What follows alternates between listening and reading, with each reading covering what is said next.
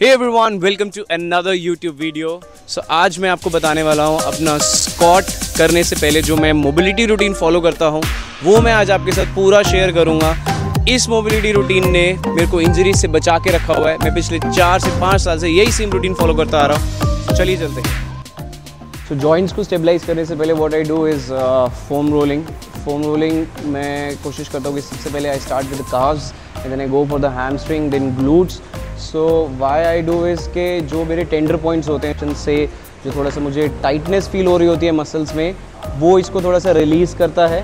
ये एक चीज़ का आपको ध्यान रखना है फोम रोलिंग करते हुए कि जो टेंडर पॉइंट्स हैं, जो टाइट पॉइंट्स हैं, उन पे आपको ज़ोर से प्रेशर लगाना है, ज़ोर से। जैसे अगर मेरे को यहाँ काफ में टाइटनेस फील हो रहा है तो मैं इसको ज़ोर से प्रेस करूँगा and then I start moving. इससे क्या होगा कि जो मसल्स का जो फेशिया है which is like a thin layer on your muscles, वो प्रॉपरली अलाइन हो जाती है। इससे आपकी मसल्स की जो कॉन्ट्रैक्शन एबिलिटी होती है वो बेटर होती है जब आप वर्कआउट करने जाते हैं। लोअर बॉडी जॉइंट स्टेबिलिटी और मोबिलिटी में हम 3 जॉइंट्स का मेजर ध्यान रखेंगे। Number 1 is ankle, number 2 is knee and number 3 is hip.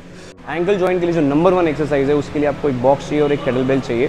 सो आप बॉक्स की अराउंड 20 इंच हाइट आप रखें और केटल बेल को आप नी के ऊपर प्लेस करें।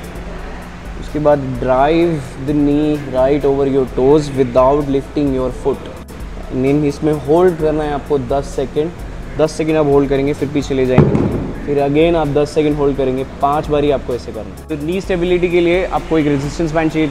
Try to get a heavy resistance band. इसको आप नी लेंथ पे लगाओगे। Place your single leg band, इस तरीके से आपको प्लेस करना है and then you try to bring the knee forward as you can and push back the knee. So इसके आपको 15 to 20 रेप्स करने हैं। हिप मोबिलिटी के लिए again you need a resistance band. इसको आप वापस से नी लेंथ पे लगाओगे। You will place the leg laterally inside the resistance band, take it away, extend करो अपना पूरा leg, left hand on the floor और राइट हैंड को आप नी पे प्लेस करेंगे एंड देन वहाँ से इसको पुश कर रहा है आपको, अपना नी को पुश करो। आपका हिप इनसाइड हो जाएगा और नी आउटवर्ड चला जाएगा।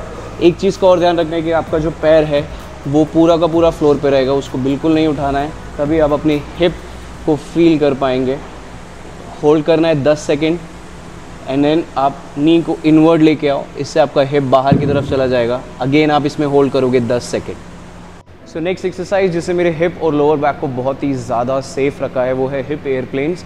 सो आपको इसके लिए क्या करना है, सो आप वॉल पे भी हाथ रख सकते हो या फिर आप जब बारबल बैक स्क्वाट्स के लिए बारबल को सेटअप करते हो तो आप बारबल पे हैंड रख के तो अपने लेग को पीछे लेके जाओ।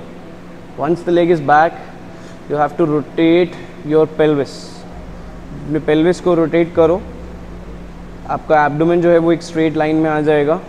होल्ड करो आउटर पोजिशन में 10 सेकेंड तक एंड देन अपने पेल्विस को इनसाइड अंदर की तरफ ले जाओ।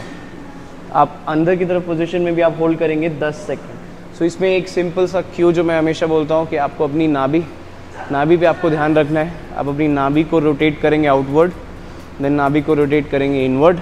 इसमें आपको 10-10 सेकेंड का होल्ड देना है 5 बारी और आप देखना आपकी हिप और बैक हमेशा सेफ रहेगा और आपका जो स्क्वाट का डेप्थ है वो भी बहुत ज़्यादा बेटर होगा और आप डाउन जा सकेंगे। लोअर बैक को सेफ रखना भी बहुत ज़रूरी है स्क्वाट करने से पहले। सो इसके लिए मैं 3 एक्सरसाइजेज ऐड करता हूँ। Number 1 is cat and camel, all fours position.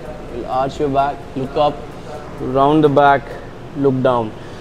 Back को स्टेबलाइज करने के लिए बर्ड डॉग एक्सरसाइज सबसे ज़्यादा ज़रूरी है। राइट हैंड फॉरवर्ड करेंगे, लेफ्ट लेग बैक करेंगे और इस पोजीशन में आपको 10 सेकेंड होल्ड करना है और फिर उसके बाद आप फिस्ट को अपनी नी पे टच करें एंड देन वापस से आप 10 सेकेंड का होल्ड करें।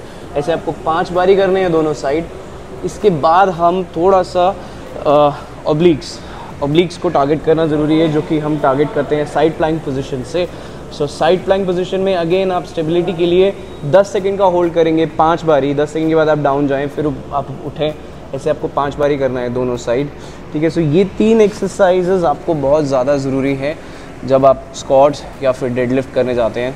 सो बैक की हेल्थ के लिए जब हम बैक स्क्वाट और फ्रंट स्क्वाट करते हैं तो हमारा टी स्पाइन भी बहुत ज़्यादा एक्टिव रहता है। सो टी स्पाइन के लिए मैं आपको एक गोल्डन एक्सरसाइज बताने वाला हूँ जो कि आपका पूरा टी स्पाइन एक्टिवेट कर देगा और शोल्डर को भी स्टेबलाइज कर देगा। सो देखते हैं वो कौन सी एक्सरसाइज है। सो आपको लेना है एक केटल बेल।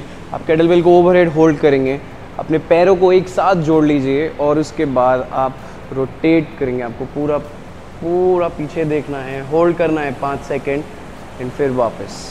ऐसे 5 सेकेंड के होल्ड के साथ आप इसको पूरा 1 मिनट तक करेंगे दोनों side.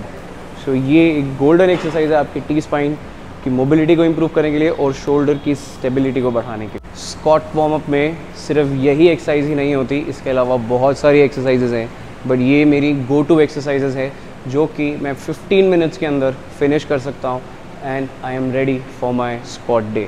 So give it a try and do share your feedbacks in the comment section. See you in the next video.